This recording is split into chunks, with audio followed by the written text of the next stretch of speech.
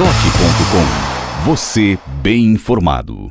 Olá, muito boa noite. O programa Doc.com está no ar. Jornalismo profissional e de qualidade.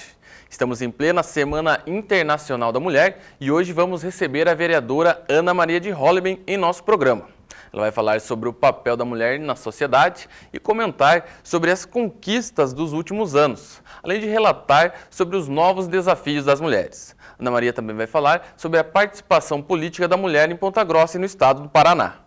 Já nos destaques da semana, nossos comentários serão sobre as determinações da Câmara de Vereadores sobre as novas contratações de funcionários e o embate com o Ministério Público sobre os cargos em comissão. Ainda vamos comentar sobre a polêmica lei que proíbe a atividade de flanelinhas em Ponta Grossa.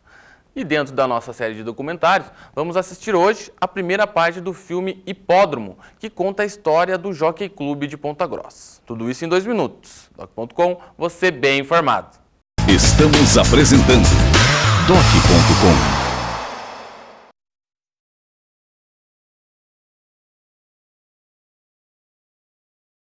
Voltamos a apresentar Doc.com. Voltamos com o programa Doc.com nos destaques dessa semana. Elencamos para você o projeto aprovado nesta semana, na última segunda-feira, na Câmara Municipal de Ponta Grossa, que tenta readequar, tenta reorganizar o quadro de funcionários da Câmara Municipal em decorrência de uma decisão judicial da segunda vara civil que determina a proporção, um número igual entre cargos efetivos e cargos comissionados na Câmara Municipal, numa ação aí civil pública movida pelo Ministério Público e também pela Procuradoria do Trabalho.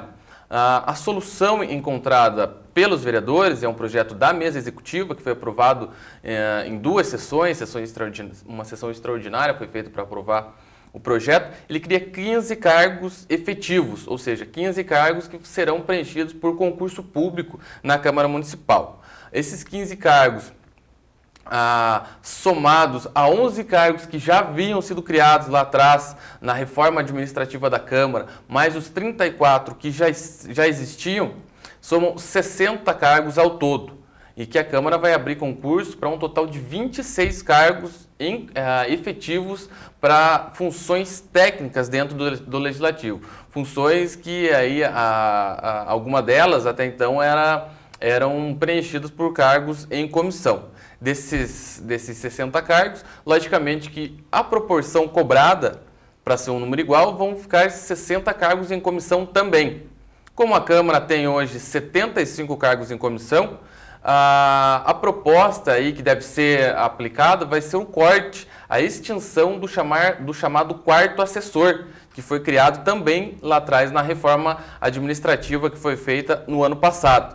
Com essa redução de 15 do quarto assessor, de cada um dos 15 vereadores, somaria-se então 60 cargos em comissão, que juntamente com os 60 efetivos, chegaria à proporcionalidade cobrada pelo Ministério Público.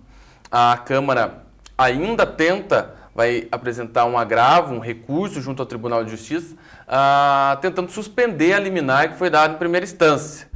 Mas mesmo assim, o presidente da Casa, Maurício Silva, falava que o concurso será aberto para o preenchimento dessas vagas. Talvez, se essa liminar for derrubada, a contratação desses efetivos não seja com tanta celeridade, não seja de forma imediata, mas à medida que for necessitando aí preencher, vai chamar essas pessoas que farão esse concurso. Pela determinação da liminar, a Câmara tem 90 dias aí que já começou a contar para fazer essa adequação. É uma briga, um apontamento do Ministério de Ponta Grossa, que não vem de hoje, em cima dos cargos em comissão da Câmara Municipal, que deve ter esse desfecho. A proporcionalidade dos cargos, 60 cargos em comissão, 60 efetivos. Boa noite, Ismael. Um assunto polêmico, mas parece que vai ter um final aí satisfatório. Eduardo, na semana passada a gente estava até comentando sobre essa determinação do Ministério Público e a gente comentava sobre a possibilidade de aumento dos números de efetivos para compensar a relação dos cargos comissionados e falávamos também que o remédio poderia matar o paciente. E eu continuo com essa opinião. É possível que o remédio mate o paciente, mas é possível também que se faça essas contratações e que isso venha a ser um benefício para a Câmara. Como? Essas pessoas que forem contratadas realmente não serão simplesmente para preencher os cargos, né? Vão passar por concurso público, naturalmente, vão ter que provar a sua competência através de concurso. E dentro da Câmara, a gente também, em outras oportunidades, cobrava, Eduardo, a questão da profissionalização e da questão do assessoramento para os vereadores conseguirem fazer a fiscalização que é necessária ser feita. O vereador Laco, em uma ocasião que a gente entrevistou ele aqui no programa doc.com, reclamava que havia tantos documentos de uma CPI que ele estava presidindo que não havia condições mínimas, físicas, de analisar todos os documentos.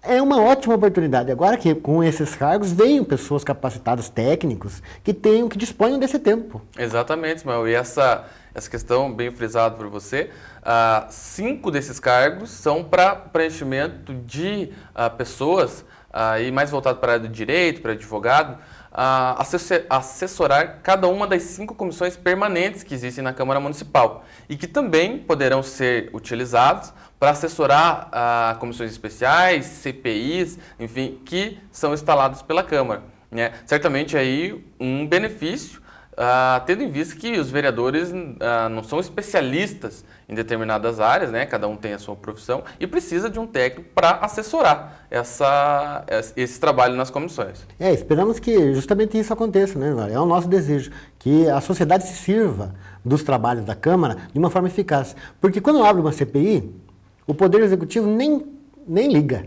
Porque sabe que geralmente não vai... Vai acabar em pizza.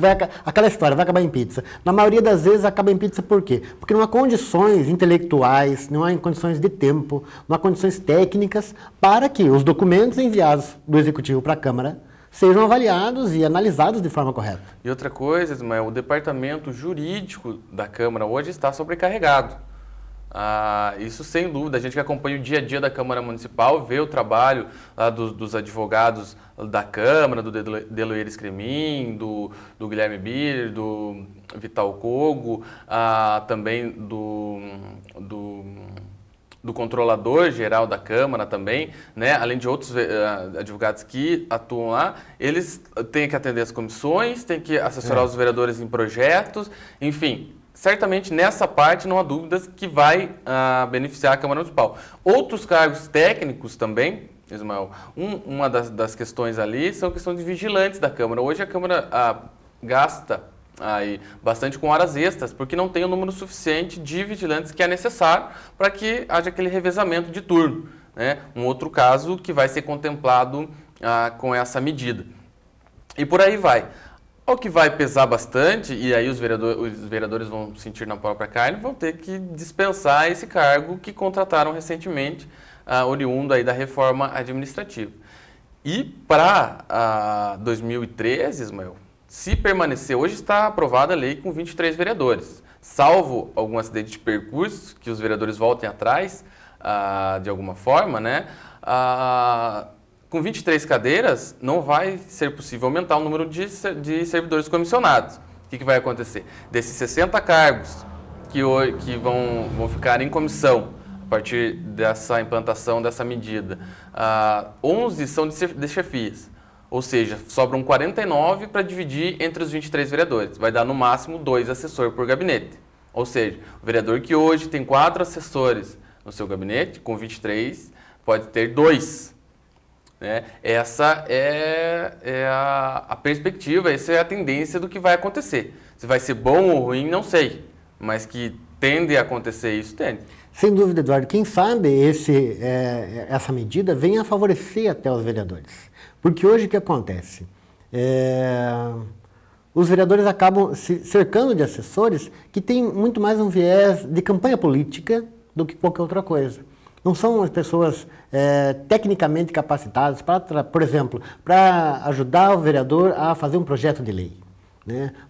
É necessário que tenha um assessor que faça, vamos dizer assim, ou que ajude o vereador num diálogo com a comunidade, sem dúvida.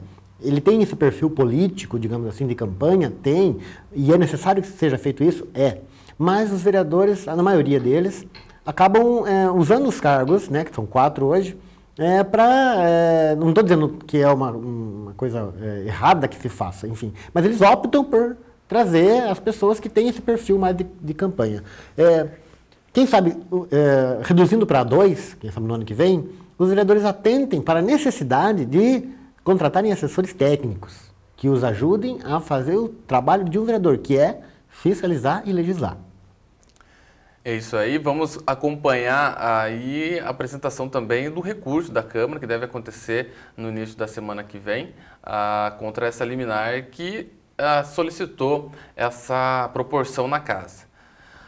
Outro destaque dessa semana, uma iniciativa levantada pelo vereador Walter José de Souza, o Valtão, que pretende aí proibir a atuação dos guardadores de carro nas vias de Ponta Grossa, os famosos flanelinhas. E o vereador pegou como exemplo uma lei que foi aprovada no ano passado no município de Novo Hamburgo, região metropolitana de Porto Alegre, Rio Grande do Sul, que proíbe essa prática e que delega a autarquia municipal de trânsito, através da guarda municipal lá daquela cidade. Aqui em Ponta Grossa também tende a delegar à guarda a fiscalização e a prisão aí dessas pessoas que vão ser autuadas por exercício ilegal de profissão. O vereador já no início da discussão ele falava que era uma regulamentação.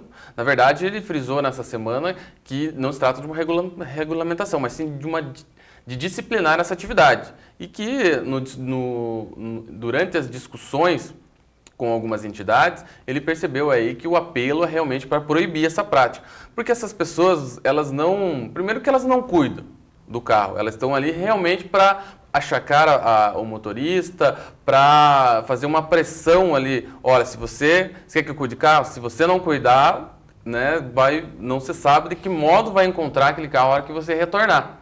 Então as pessoas muitas vezes por medo, por pressão, acabam dando esse dinheiro e essa atividade está se alastrando pela cidade toda. O vereador Valtão, no meu ponto de vista, tem total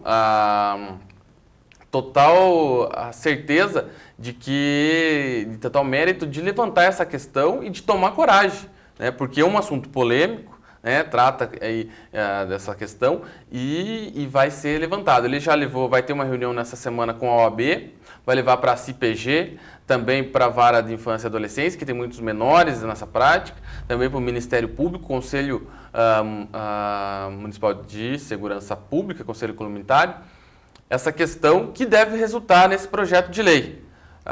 E, logicamente, uma vez aprovado esse projeto, cobrar realmente que a Guarda Municipal aplique, né? O coronel Edmir Paula, que é o comandante aí coordenador da Guarda Municipal, falava, a gente retratou no Jornal da Manhã dessa semana, que será possível sim a Guarda ter essa incumbência, né? Até porque daqui 2 ou 3 semanas, Ismael, a Guarda vai receber 70 novos guardas municipais que estão em fase final do curso de treinamento.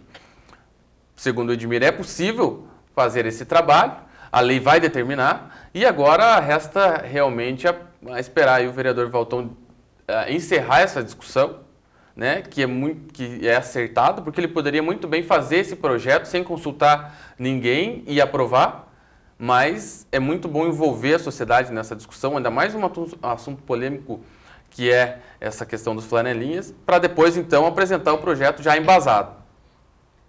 Esse projeto, ele, como você mesmo falou, ele é polêmico, né, Eduardo? Porque trata essas pessoas que estão,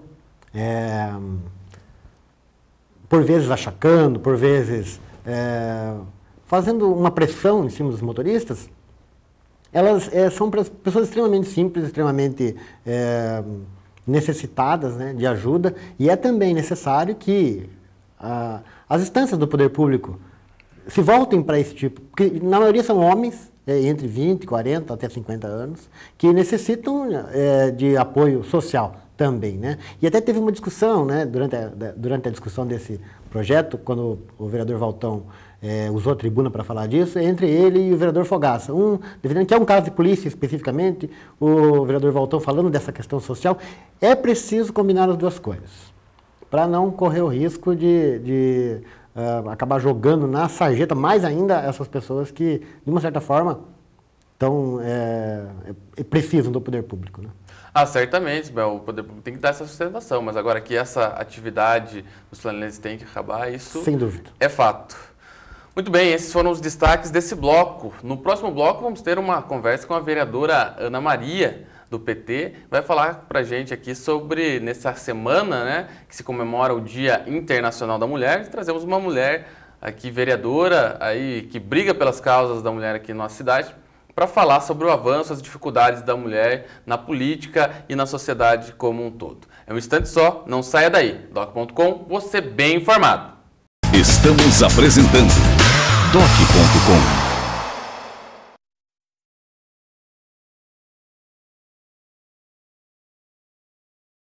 Voltamos a apresentar Doc.com.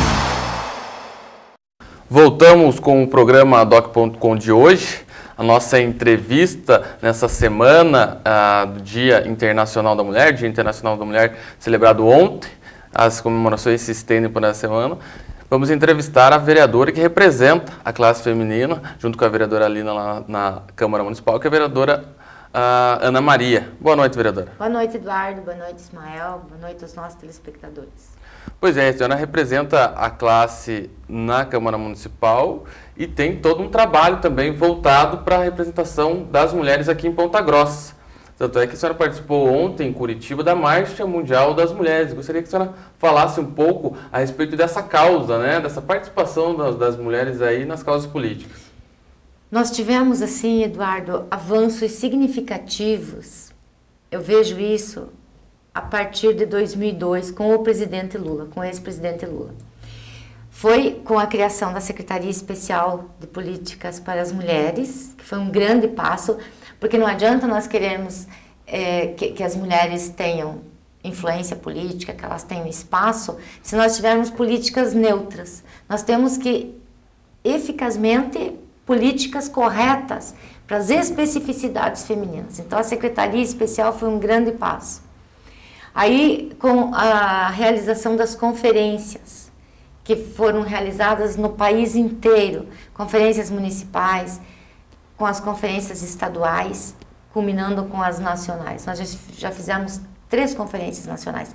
Só que quando chega a conferência nacional, nós temos a consulta do país inteiro, cada região com a sua necessidade, cada local com as suas angústias. Então, isso junta-se e faz o Plano Nacional de Política para as Mulheres. Então, foi um grande avanço que nós tivemos. Mas nós ainda estamos muito aquém do que nós desejamos. Nossa representatividade é ínfima. Eu falava na Câmara essa semana, Ponta Grossa de 15 parlamentares, somos em 2. Na Assembleia Legislativa, 5, na Câmara Federal, no Senado, é uma representatividade muito aquém do que nós estamos necessitando no país. E isso por conta de que nós temos diversos conflitos, nós mulheres, que muitas não desistem e não conseguem chegar. Com mulheres com competência, com formação acadêmica, com formação política, mas elas não têm como levar em frente a dupla jornada de trabalho, os conflitos pessoais, a culpa que a mulher carrega.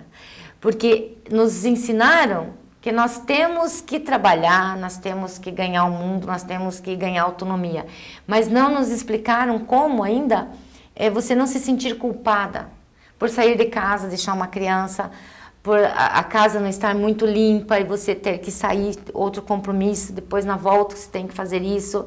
Então, essas questões aí, esses conflitos ainda pesam muito para nós. E também nós temos assim a questão de que nós mesmas é que educamos os homens da sociedade. A maior parte da tarefa é nossa. E nós continuamos educando os machistas. Então, nós temos que começar em casa com esse trabalho de ensinar a divisão do trabalho doméstico. Esse é o primeiro passo que nós temos que fazer. Porque se nós queremos que nossas filhas tenham sucesso em carreiras políticas, carreiras empresariais, nós temos que educar nossos filhos para que eles saibam dividir com a futura família deles as tarefas domésticas. eu estou colocando assim um tanto de esperança nessa geração mais nova agora, na faixa dos 20, 25 anos, que é quem está vindo com essa divisão. E isso vai demorar um tempo ainda para se concretizar, porque essa divisão começa agora e a educação dos filhos deles é que vai produzir lá na frente. Então é uma questão que nós começamos há muito tempo e vai culminar, digamos, daqui 2 ou 3 gerações à frente. Vereadora, ontem a senhora esteve em Curitiba junto com um grupo de mulheres aqui de Ponta Grossa, um grupo expressivo, relativamente expressivo, né? Como foi essa movimentação? Essa movimentação nós temos desde 2005, Ismael, porque quando eu assumi a primeira vez na Câmara, eu coloquei a minha bandeira de luta à mulher. Porque quando a gente fala em mulher, os homens têm que entender que melhorando a condição da mulher, melhora a condição da família e, consequentemente, a condição social. A condição da sociedade como um todo. A mulher é muito importante nessa questão. Então, desde 2005, nós temos participado assim com cursos de formação, trabalhando muito com as donas de casa, que são aquelas pessoas, aquelas mulheres que mais precisam de apoio. Porque nós que trabalhamos fora temos a nossa dupla jornada, mas nós temos momentos de formação. Nós temos outros espaços de convivência. E a dona de casa, o único espaço é a sua casa. Muitas sofrendo violência, sem poder se libertar, sem ter autonomia alguma. Então, em 2005, nós começamos e montamos a Associação das Donas de Casa. E ficou um grupo bem fortalecido, que somos em torno de 50. Porque abrange em todos os bairros de Ponta Grossa. É uma representatividade que nós temos. E essas mulheres, além das reuniões que nós fazemos em Ponta Grossa, conversas informais, que elas reúnem as amigas, eu vou conversar nas casas, nós também temos, muitas vezes eu trago alguém para fazer uma palestra com elas começaram a participar das conferências, a Marcha Mundial das Mulheres. Então, nós já estivemos 3 vezes em Brasília, estivemos em São Paulo e em Curitiba, várias vezes.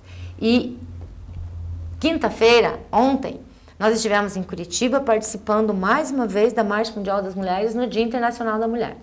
Nós fomos com a representatividade que pudemos levar no momento, porque nós também não temos condições econômicas que nós possamos, assim, utilizar, contratar um ônibus.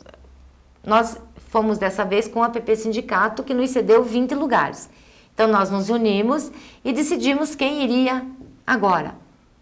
E participamos, foi muito bom. As mulheres, como sempre, cada vez que voltam, elas dizem, aprendi um pouco mais, Ana Maria. E esse aprendizado, ela leva para as vizinhas, para as comadres, para a família. Muito importante. E já estamos nos preparando para, em junho, nós irmos até o Rio de Janeiro. O Rio 10, que numa nova oportunidade, se vocês permitirem, eu venho aqui para nós falarmos especificamente sobre isso.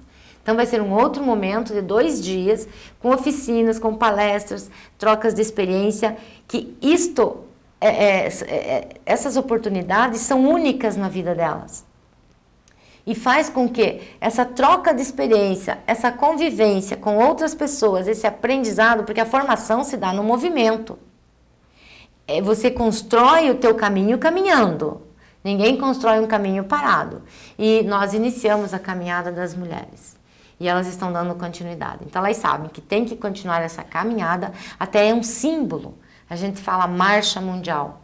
Porque nós sabemos que nós temos que marchar, nós temos que caminhar para construir a nossa estrada. E, vereador, eu li ainda no mês passado uma matéria que falava da preocupação até da Organização Nacional das Nações Unidas, né? Aliás, desculpa, a Organização Mundial das Nações Unidas, a ONU, né?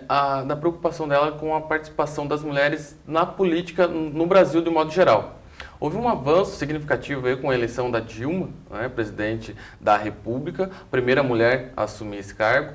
Temos aqui também, pegando em nível estadual e também do PT, a Gleisi Hoffmann, que está na Casa Civil, e a presidenta abriu espaço para vários ministérios as mulheres estar à frente. Mas ainda assim a participação como parlamentar, tanto na Câmara, como a senhora falou, quanto no Senado, e também, pegando em âmbito local, na Câmara Municipal, a participação ainda é baixa. Muito baixa. A política ainda é eminentemente masculina. Como conseguir trazer essas mulheres para participar. E daí também tem outro ponto, vereadora, que tem a lei eleitoral agora, ela obriga, né, os partidos a reservarem 30% das vagas para candidatura a vereador para as mulheres. Né? É um avanço também nesse sentido? É um avanço, Eduardo. Foi um avanço. Porque os partidos sabem que devem ter 30% de candidaturas femininas. Só que nos partidos ainda, Eduardo, as mulheres não têm espaço. Porque eu falei na Câmara também essa semana. É dividido. Os homens têm determinadas características. É o poder político, é a inteligência. As mulheres têm dons. A sociedade nos vê assim, é cultural. Então, nós temos dons, o dom do cuidado, o dom do lavar, do passar, do cuidar das crianças. E isso nem precisa ser pago. Então, essa divisão. Aí, automaticamente, nas famílias que participam de um partido político, quem é que tem vez e voz? É o marido, porque ele pode construir o seu trabalho. Ela tem um dom que é nato e fica lá. O que nós temos que mudar? A educação. Isso que eu frisei há pouco. E nós temos que as mulheres participem mais de reuniões. Começa participando da reunião da escola do filho, da reunião da associação do bairro. Elas têm que começar a participar para adquirir experiência. Porque para você estar numa carreira política, tem que ter experiência. Como é que você tem experiência? Com participação. Se elas não participam, nunca vão ter experiência. E aí não resolve, Eduardo, uma coisa muito triste que acontece em alguns partidos, assim, estamos na véspera da convenção, ficam se batendo. Onde vamos arrumar, onde vamos capturar, boa palavra, Eduardo, gostei, onde vamos capturar 30%. Nós temos 10 candidatos, 3 têm que ser mulheres, onde que nós vamos arrumar as 3? Mas acontece que é só pro forma, né, vereador? Aí um lá diz, a maioria absoluta. Aí um diz lá minha prima, outro diz minha tia, outro diz minha mãe. Tá, só para preencher. Preenche a vaga. Isso não é suficiente. Por que acontece isso nos partidos? Porque os partidos não dão importância à formação das mulheres. O PT já é um partido que prima por isso. Tanto que nós temos a primeira presidente da República, a primeira senadora do Paraná, as 2 deputadas federais do Paraná eram petistas, a doutora Clair e a Selma Chons. Então, dentro do PT, eu digo que nós não podemos ter queixa, Ismael, nós mulheres, porque nós temos oportunidade de formação e de participação. Desde que eu entrei no partido, foi assim. Igualdade de discussão. Nós temos espaço. Tanto que no último congresso, o PT decidiu que 50% em todas as instâncias de decisão partidária vai ser paritário. 50% homem, 50% mulher. E não houve discussão. Levamos a proposta e foi aprovada. Então, nos diretórios, 50%, nas executivas, 50%. Isso vai trazer o quê? Formação de novas lideranças que vão, sim, para os parlamentos, que é onde nós estamos enfraquecidas. Verdade, vereador. Uma iniciativa, então, do PT que pode ser muito bem aí adotado por outros partidos e outras entidades. A gente vai para um rápido intervalo, vereador, e voltamos na sequência com a segunda parte da nossa entrevista. Não sai daí. Doc.com, você bem informado. Estamos apresentando Doc.com.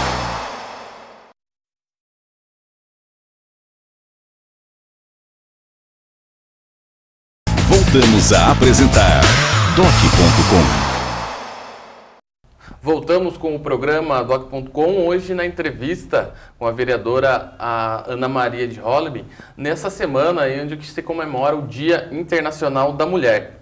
Bem, vereadora, a gente acompanha também na Câmara o seu trabalho para conseguir, né, essa aposentadoria para as donas de casa. Logicamente que é uma luta aí que envolve a Câmara Federal, envolve o Senado, mas a senhora aqui no âmbito de Ponta Grossa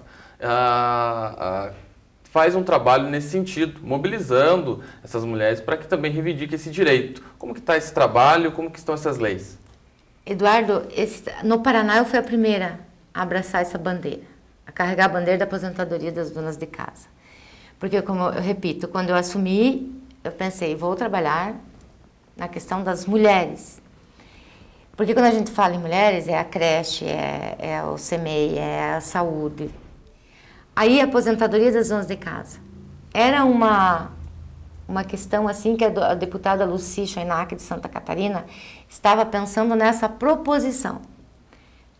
Aí entrei em contato com ela, começamos a nos unir. A deputada Inês Pandeló do Rio de Janeiro, eu do Paraná, a deputada Lucy, outras mulheres do Nordeste que participaram ativamente e participam ainda do nosso movimento. Impressionante como elas têm uma representatividade grande nesse nosso grupo.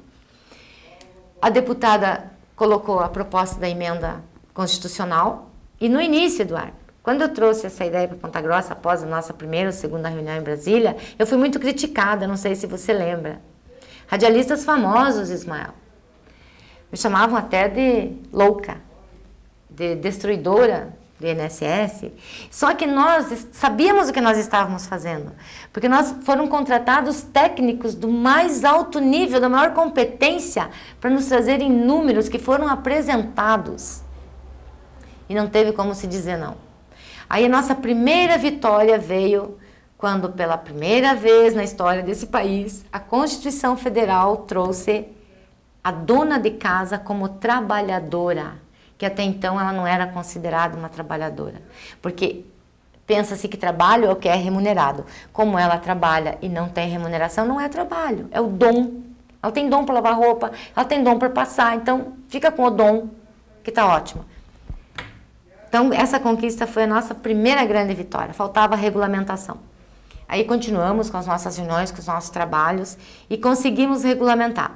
A mulher pagando o INSS de 11% do salário mínimo, sem precisar ir em busca de alvará, como era antes, com dona de casa com o código próprio de dona de casa, deixando de ser do lar, que eu sempre dizia, ninguém aqui é do lar é a televisão, a geladeira, é o objeto do lar, você é a dona de casa, você é uma trabalhadora. Já começa a mudança do conceito, Eduardo, Ismael, certo? Muda o conceito, você começa a respeitar aquela pessoa, e ela começa a se respeitar. Conquistamos isso. A mulher pagando 10 meses tem direito a auxílio maternidade, com 1 mês pensão por morte para os filhos, que elas se desesperam muito sabendo que qualquer coisa que aconteça, os filhos vão ficar desamparados. Sim. E com 15 anos tem direito à aposentadoria aos 60 anos. Então, uma determinada camada da sociedade pode pagar o que hoje representa assim, a alíquota do INSS de R$60. Mas nossa luta continuou e nós vamos continuar ainda. Tem mais coisas que nós estamos pensando. E você viu que o INSS está em situação, a Previdência está em situação bem melhor, embora ainda tenha déficit, você viu, Ismael, do que 10 anos atrás. Está melhorando a cada passo a questão da Previdência. Eu acho até que a dona de casa vai ajudar a salvar um pouco a Previdência. Aí agora, com o governo da presidenta Dilma, vem uma conquista maior ainda. Famílias de baixa renda pagam 5%. Significa R$30. R$30 eu não perco uma oportunidade. Dia desses eu fui num campeonato de futebol e quando terminou, pediram para eu conversar com os jogadores, eu falei bem rapidinho do esporte, da saúde e falei das donas de casa. Aí eles diziam, eu vou pagar para minha mãezinha, vou mandar minha mulher falar com a senhora, porque os homens também têm que ser educados para isso. Eles têm que saber que a esposa pagando para a mãe. Então, R$30 para a mulher de baixa renda. E estamos aí aos 60 anos também. Então, tem algumas que estão hoje com 55, 58. Como é que elas vão pagar 15 anos? A nossa ministra, Gleice Hoffmann, quando estava no Senado, conseguiu deixar aprovado no Senado, enviou para a Câmara Federal, mudando a carência. Então, até 2014, não está aprovado ainda, mas nós vamos aprovar. Como nós aprovamos outras situações, nós vamos aprovar essa também. As mulheres até 2014, com 2 anos de INSS, aos 60 se aposentam. E sucessivamente, 2015, 3 anos, 4, até atingir os 15. E aí o tempo de carência é 15, permanentemente. Então, isso foi assim, um grande avanço ter passado no Senado. E essa ideia, Eduardo, veio das nossas reuniões. Desse quando grupo Vocês já formaram desde 2005. Desde 2005 nós estamos pensando numa forma. E nós precisávamos ter alguém forte, por isso a representatividade feminina é importante. Nós precisávamos ter alguém forte no Senado para que isso ganhasse corpo. Sim. E com a Gleice nós conseguimos. Por isso foi importante a eleição da Gleice para as mulheres. Conseguimos. Agora, a deputada Lucy é a relatora desse projeto na Câmara. Nós já fizemos 2 reuniões. Agora, logo, nós vamos ser chamadas para a próxima, para ver em quantas está o processo. Só que tem um detalhe. Como é um ano eleitoral, a queixa da deputada Lucy, esses dias por telefone até, foi o seguinte. Os deputados agora estão pensando emendas. E o projeto já está com 90. Aí ela disse, nós vamos nos unir para conversar e ver o que nós vamos fazer. Porque esse é o ano de todo mundo querer ser o pai da criança, né, Eduardo? Não precisa, né, Ismael? Não precisa nem de DNA. Ninguém quer DNA. Eu sou o pai. Aí, nessas horas, os homens... Sim, o projeto está lá, está aprovado no Senado. É claro que vai ser aprovado na Câmara, porque nossos movimentos em Brasília são grandes. Nós tivemos lá recentemente com 70 mil mulheres. E uma das questões é a aposentadoria das donas de casa. Aí o que acontece? Nós vamos nos unir novamente e discutir com a deputada Lucy. A minha opinião, eu já vou levar formada. Vamos esquecer o que foi pensado e colocar o projeto da senadora Gleice Hoffmann, o que foi deixado aprovado no Senado. Porque se nós formos ter que ficar estudando essas 90 emendas que estão apensas ao projeto principal, quanto tempo vai demorar isso? Então, minha opinião, eu já digo aos pontagrossenses, eu vou levar essa questão. Já conversei com a deputada Inês Pandeló, também do Rio de Janeiro, por telefone, por e-mail, nós sempre estamos nos comunicando, e ela também pensa assim, exatamente igual a mim. Então, quando nós formos lá, nós vamos levar. E eu espero que esse ano ainda nós consigamos aprovar na Câmara, porque aí, regulamentando, as mulheres já podem saber que até 2014 elas começam a se aposentar. E a distribuição de renda, Eduardo. Ismael, a desigualdade social vem porque as mulheres não têm dinheiro. O dinheiro fica na mão dos homens, os homens que recebem. O trabalho da dona de casa, se colocado no PIB, que nunca foi colocado, porque não recebe, mas é trabalho. Se colocado no PIB nacional, equivale ao estado do Rio de Janeiro. Vocês pensem, o PIB do Rio de Janeiro acrescido ao PIB nacional é o trabalho das mulheres donas de casa nesse país. Então, mais do que merecido elas pagarem uma alíquota menor e essas que já estão em vias de fazer 60 anos terem a possibilidade de se aposentar. Então, na próxima vez que eu voltar aqui, provavelmente eu já tenha ido a Brasília na nossa nova reunião com a deputada Lucy e nós já tenhamos alguma outra situação encaminhada, Eduardo. Tá certo. Eu estava tentando aqui também, vereador, que a Câmara Municipal de Ponta Grossa nunca teve uma presidente mulher, né? São todos homens que estiveram à frente aí da presidência da Câmara ao longo desses anos. Sim, Eduardo, não é só... Esses dias eu fui numa posse de uma associação de moradores, Eduardo. A chapa era composta por 12 pessoas, 10 mulheres e 2 homens. Eu quero que vocês me digam quais os cargos deles. Presidente e vice. Não, não é o vice. Vice era uma mulher, o presidente E o tesoureiro. e o tesoureiro. Acertaram. O presidente e o tesoureiro. Então, para elas, sobrava todo o trabalho e incrível como desenvolveu. Tem sede própria, elas fazem a tarde do pastel. Aí eu disse, mulheres, por que uma de vocês não dividiu com eles um cargo importante? Uma, o marido não deixa vir para o centro.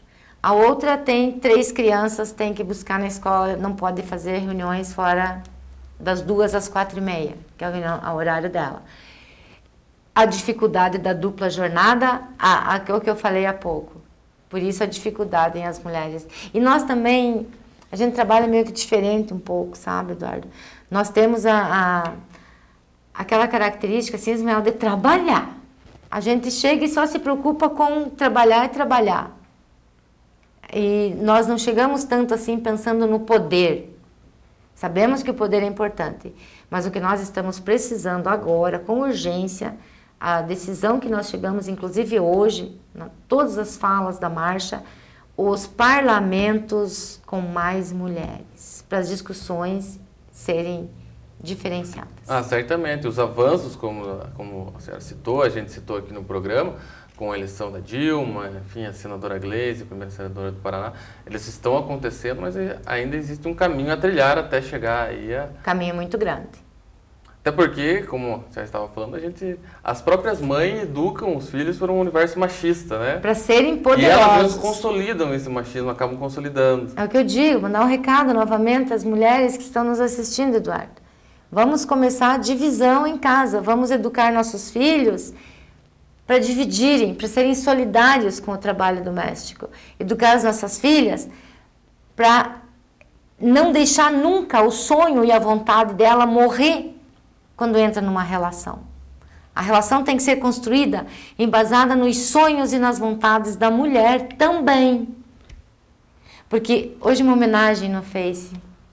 Parabéns, Ana Maria, parabéns ao Dia das Mulheres, porque a mulher é o alicerce dos grandes homens, pelo amor de Deus. Tá aí. Olha, você vê, até na hora de fazer um agrado, de fazer uma homenagem, Eduardo, o machismo pá, estampado.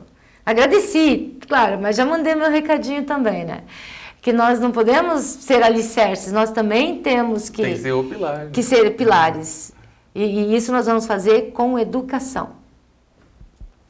Tá certo, vereadora, um bate-papo aí sobre essa participação da mulher, essa mobilização que a senhora também está à frente aqui em Ponta Grossa. Agradecer novamente sua vinda aqui ao doc.com e deixar as portas abertas. Muito obrigada, e eu quero dizer assim, estamos na Semana da Mulher ainda, dizer que viva a mulher trabalhadora desse país, a dona de casa, a médica, a comerciária, todas, e muito bom homenagem no dia 8, muito bom. Quem mandou flores, parabéns. Se quiserem mandar flores no próximo ano, tudo bem. Mas nós queremos CMEs para os nossos filhos. Nós queremos clínicas de desintoxicação, porque a droga está matando os jovens e as mães não sabem o que fazer. Clínicas pelo SUS nós precisamos. Nós precisamos de respeito. Nós queremos formação política dentro dos partidos. As flores são muito bem-vindas, mas isso é essencial para nós. Verdade, obrigado mais uma vez. E depois dessa entrevista, desse bate-papo com a vereadora Ana Maria, vamos para mais um intervalo. No próximo bloco você acompanha o documentário sobre o hipódromo de Ponta Grossa. Um minuto só, não saia daí. Doc.com, você bem informado. Estamos apresentando Doc.com.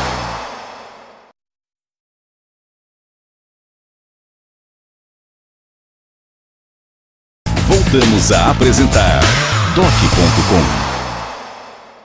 Voltamos com o programa Doc.com, na nossa parte de documentários. E hoje vamos assistir a primeira parte do filme Hipódromo, uma produção de Marina Pilati. O trabalho foi um dos premiados no concurso realizado pela Prefeitura de Ponta Grossa no ano passado e conta a história do Jockey Clube de Ponta Grossa. Vamos ao filme.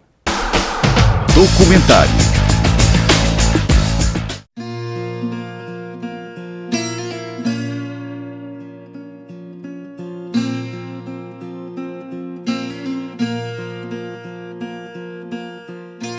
Com o tropeirismo, no início de 1719, foram surgindo as fazendas. Nesse contexto, eles também começaram a investir na diversão. E aqui eles começaram a fazer as raias de corrida. Em 1900 tem um jornal que fala do hipódromo de Uvarana, mas o nome do hipódromo ainda não era assim caracterizado, era o Prato. Daí o Augusto Ribas, que era um grande fazendeiro e também foi um tropeiro, que a Rua das Tropas foi homenageado com o nome dele. Então o Augusto Ribas organizou o Prado em Uvaranas, porque Uvaranas era um espaço assim que não era bem ocupado. Então aqui em Uvarana nós tínhamos um francês, que até o nome dele é João Neves.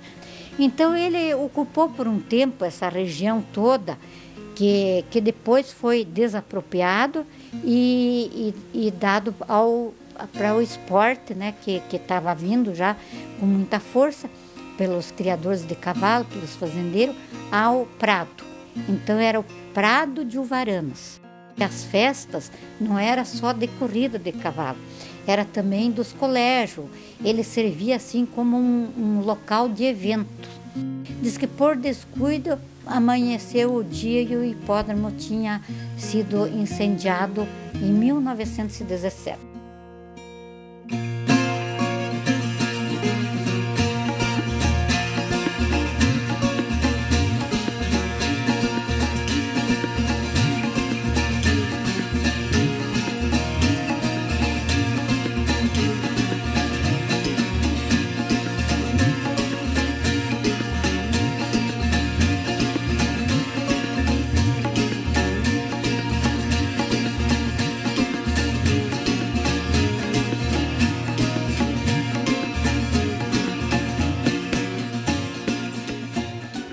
Daí construíram esse hipódromo baseado no modelo do de Curitiba e do Rio de Janeiro, esse que está existindo até hoje.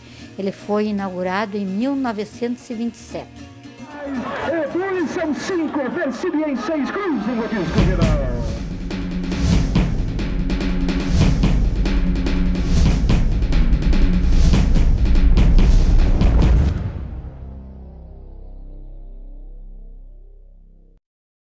Eu, quando vim para cá em 55, eu já parei com a gente ali, aqui mesmo, ali do outro lado. Depois fui embora, voltei de novo, daí em 57 voltei aqui, daí casei.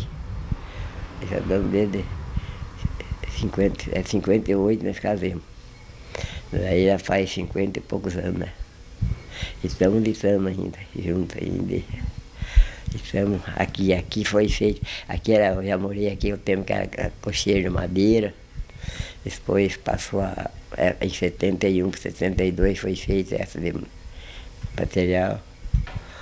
Da grande curva, iniciou a reta final, na ponta vai mantendo o Fairbox, um corpo todo de vantagem, e o Dios já passou para o segundo, vai tentando se aproximar, passaram por 100 metros, Fairbox é um galopinho, 2, 3, 4 corpos de vantagem, rapidez vai tentar o segundo lugar, não há mais tempo, cruzam o disco final.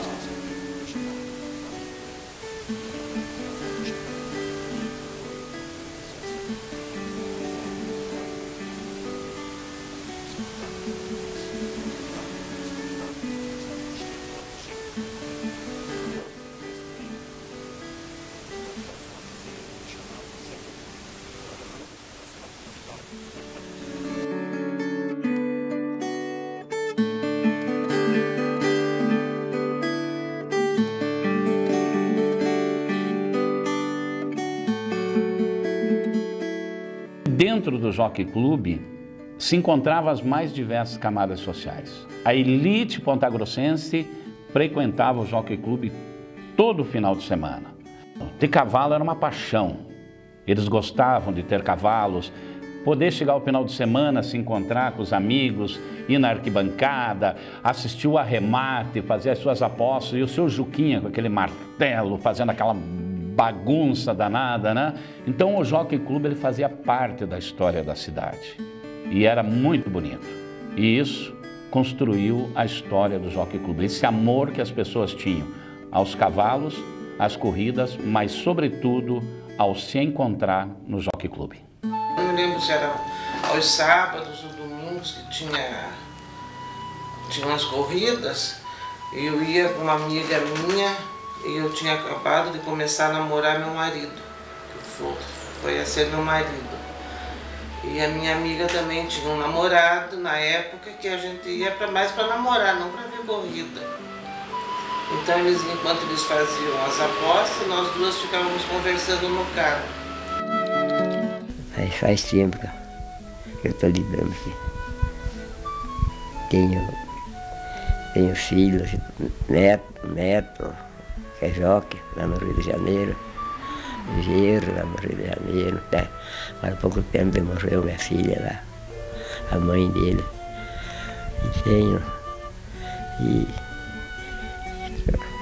Depois vim para cá de novo, paro. Mas aqui já faz tempo, só agora, desde 70 e pouco, não saí mais daqui, daí fiquei por aqui. Desde novo, já criado aqui, bem dizer que nem nós falamos, nascemos junto com o cavalo, né? Daí ajudava nas cocheiras, de pequenininho, cortava verde, ajudava a tirar os cavalos, limpar a cocheira e tal. E sempre naquela vontade de querer ser jockey, né? Mas meu pai sempre contrariando, não, vai estudar. Eu digo, não, mas eu estudo e vou ser jockey, não tem problema. Mas teu peso não vai dar certo, mas eu quero. E daí com muito custo, trabalhava os cavalos encilhados, tudo, já dava para montar já. Daí ele sempre, então tá bom, então sábado você vai estrear. Botava meu nome no programa, chegava o dia de corrida, não deixava, de medo. E fosse acontecer alguma coisa, cair e tal. Era muito novo, né, piá. E lidando, putz, eu vinha de lá, os pessoal tirava sarro e eu vinha chorando para casa e voltava. Daí na outra semana de novo, então tá bom, então você vai. Chegava na hora, não deixava. E foi assim, foi uma luta, até que conseguia, com 16 anos aí, comecei a montar. E de tanto ele falar que ia ter problema, tive mesmo problema de peso. Tinha que tirar peso. E assim foi. Montei durante 10 anos. 10 anos e sofrendo, tirando peso. Cheguei a parar no hospital por causa de desidratação, de tirar peso, né? Tomar muito remédio e coisa. Então foi essa vida assim. Daí depois de mim, daí teve meu filho também. Seguiu o mesmo caminho, foi jockey. Agora também já abandonou, também parou. Mas é a vida inteira lidando com o cavalo, envolvido com isso aqui. E não tem jeito de sair. Documentário. Muito bem, você acabou de assistir a primeira parte do filme Hipódromo, feito por Marina Pilati e que foi contemplado na premiação do concurso realizado pela Prefeitura Municipal de Ponta Grossa no ano passado. Com isso, encerramos o programa de hoje. E para quem quiser rever o programa doc.com, ele está disponível no site do Jornal da Manhã, no jmnews.com.br e também no site do Plantão da Cidade, no plantãodacidade.com.br. Confira também o nosso canal direto no YouTube, no youtube.com/programa-doccom. E para você enviar as suas críticas e sugestões, basta escrever para o e-mail programadoccom@gmail.com. É isso aí, um bom final de semana para você e até sexta que vem. Doc.com, você bem informado.